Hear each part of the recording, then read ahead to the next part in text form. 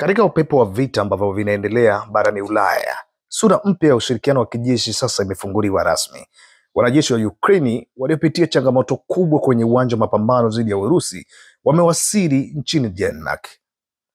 Safari yao haikulenga vita vya moja kwa moja, bali jukumu muhimu: kutoa mafunzo kwa jeshi la Denmark juu ya mbinu za kukabiliana na ndege zisizo na rubani, yaani UAVs, silaha ambazo zimebadilisha kabisa sura ya vita vya kisiasa.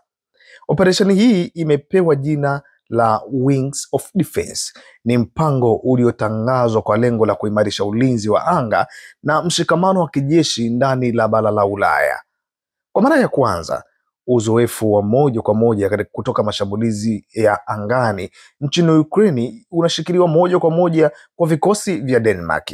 Lakini Denmark haipo peke yake. Nchi ya Uholanzi pia imetangaza kupeleka wanajeshi wake na mifumo ya ulinzi wa anga, kuongeza nguvu na kuhakikisha operesheni hii inaungwa mkono na zaidi ya taifa moja. Ni ujumbe wa mshikamano kwamba usalama wa Ulaya ni jukumu la pamoja. Katika karne ya 21, ndege zisizo na rubani zimegeuka kuwa silaha kuu, zinapeperuka kimya kimya, zikikusanya taarifa za siri, zikishambulia kwa ghafla na mara nyingi kuamua matokeo ya vita. Ndio maana Wings of Defense inachukuliwa kama mpango wa kimkakati, sio tu mafunzo ya kijeshi, bali ngao ya pamoja ya bara lote.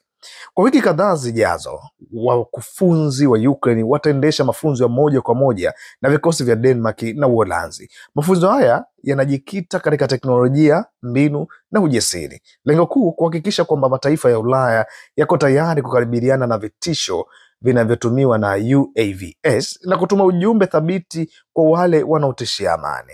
Kwa Moscow, hii ni ishara ya wazi: umoja wa Ulaya hautegemei tena maneno pekee, bali vitendo. Teknolojia, mshikamano na uzoefu wa kivita sasa vimeunganishwa.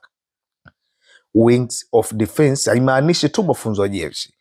Ni hadithi ya mshikamano, ya mshikano wa mataifa na ya mapambano ya pamoja dhidi ya changamoto za kisiasa. Ni mwanzo wa sura mpya katika historia ya usalama wa Ulaya.